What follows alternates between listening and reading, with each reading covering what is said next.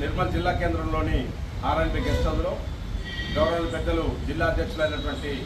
అన్నుల భాస్కర్ గారు, అట్లాగే సోర్మండల అధ్యక్షులు ప్రేమ్ కుమార్ గారు, మిగతా జిల్లా నాయకులు అందరూ కలిసి ఇటీవల నన్ను జాతీయ బీసీ సంక్షేమ సంఘం రాష్ట్ర ఉపాధ్యక్షులుగా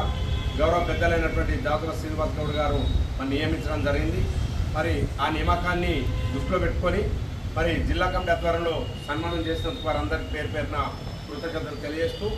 రాబోయే రోజులలో రాబోయే 2 సంవత్సరాల తర్వాత రాబోయేటటువంటి సాధారణ ఎన్నికల్లో ఈ నిర్మల్ జిల్లాలో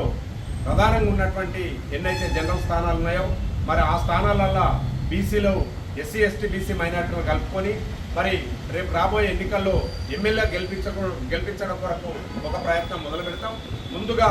నిర్మల్ జిల్లా నిర్మల్ కేంద్రమైనటువంటి నియోజకవర్గాన్ని మరి దృష్టిలో పెట్టుకొని ప్రత్యేక ఉద్యమ కార్యాచరణ రేపటి నుండి మొదలుపెట్టి రాబోయే ఎన్నికల్లో బీసీ ఒక నాయకుడిని ఇక్కడ ఎమ్మెల్యే అయ్యే విధంగా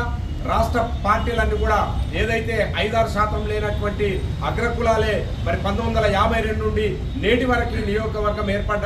నుండి ఇప్పటి వరకు కూడా కనీసం ఒక దళితుడు కానీ ఒక బీసీ కానీ ఒక ఎస్సీ ఎస్టీకి అవకాశం రాలేదు. కనుక కేవలం పిడికల మంది ఉన్నటువంటి అగ్రకులాలే మరి ఇక్కడ ఉన్నటువంటి ఎమ్మెల్యే కానీ మంత్రులు కానీ తీసుకొని ఇక్కడ ఉన్నటువంటి బడుగు బలైన వర్గాల ప్రజలకు రాజ్యాధికారం రాకుండా అడ్డుతలుగుతుంది. కనుక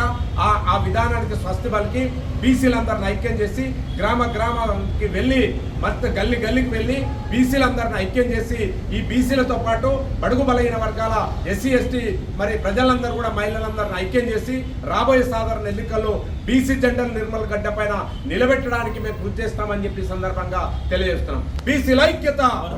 బీసీల ఐక్యత, బీసీల ఐక్యత, జై బీసీ.